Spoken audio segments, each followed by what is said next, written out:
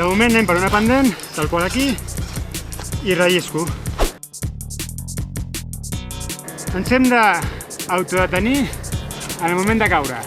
Si el tinc col·locat així, l'únic que tinc que fer és portar-me'l aquí.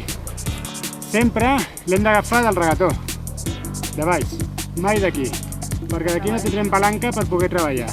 D'aquesta manera puc quedar-me sobre del piolet i amb aquesta mà, si la pujo, ho veieu? Faig una mica de palanca amb el bec i això fa que el piolet s'agafi bé.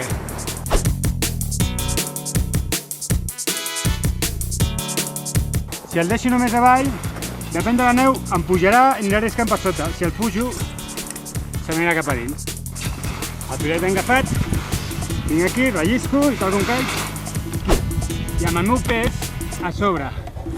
És preferible tenir-lo ben clavat i aguantar aquí fins que ens aturem. Molt important, normalment portem grampons. Què hem de fer amb les cames?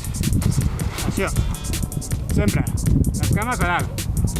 Mai baixem així, perquè amb neu dura, si apalanco els peus aquí, faré un mortal.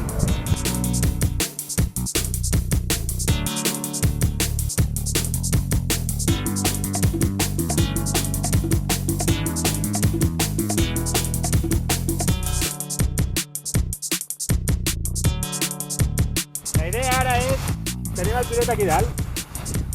On el clavo? Aquí.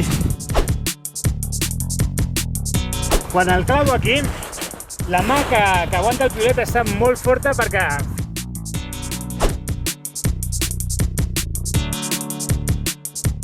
Vaig a poc a poc, vale? Clavo aquí. El cos què fa? Vale, deixa anar. Vinc cap aquí. Ok?